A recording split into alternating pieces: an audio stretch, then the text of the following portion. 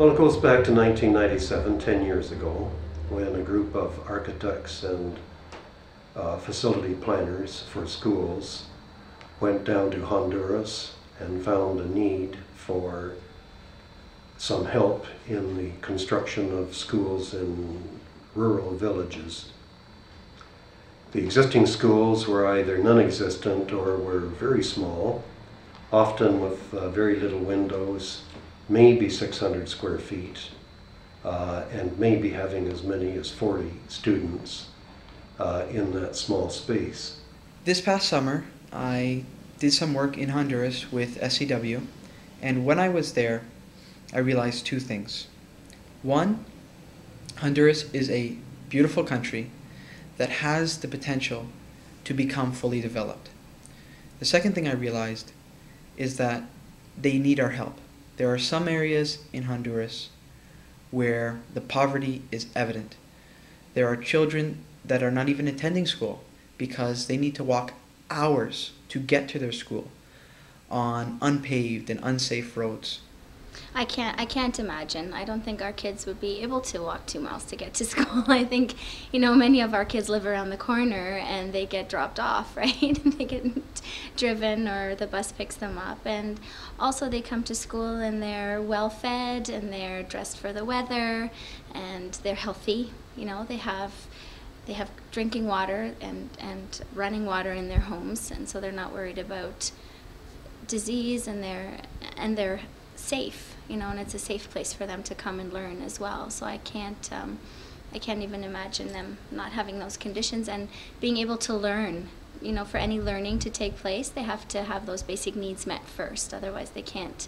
I don't think they can come to school ready to learn if they're hungry or tired or scared.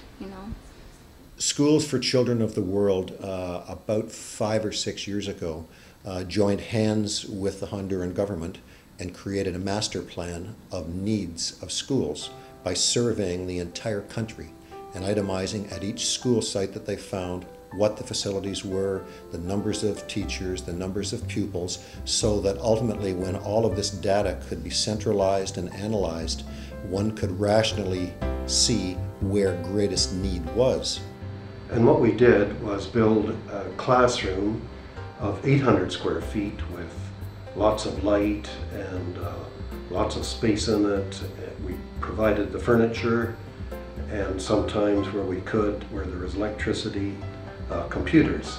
We actually are touching and working with the community. In fact, when we start a school, we make sure that everybody in the community, in the village, agrees to help. They provide the labor for building the schools. The children in Honduras deserve the same opportunities that I've had in my life. To attend a safe school, to be transported to that school, to receive a good quality education. People like myself that have been in the construction industry and the design industry for a number of years, I would say have been treated very well by it.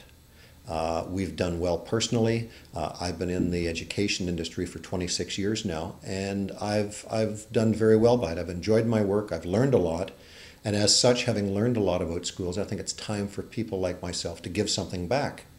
And I think you give something back to people and to countries that have less than you do. And you try to match your skill set with the needs of a country and give them something that they can sustain themselves. When I first learned about SCW-Canada, I couldn't help to feel proud of living in this country where I had been given the opportunity to do something for education, right in my birth country, Honduras. When the people at SCW described the conditions of most of these rural schools, I knew what they were speaking of. I've been there, I've seen it. I'm very happy to be involved with a project like this. I think giving back is the highest enlightenment in our lives. And when you look at the faces of the children, and when you listen to the parents and teachers speak, you realize that they are full of hope. They are really hopeful and very proud. And I think if we combine our resources and our expertise, what SCW does best, with their spirit and their enthusiasm, then we can improve the quality of education in their region. And we now call ourselves Schools for Children of the World Canada. And we have fundraisers once or twice a year. And we hope that when you review this, that you'll be interested in not only coming to see what the work is that we're doing, but also possibly think about giving us some help financially.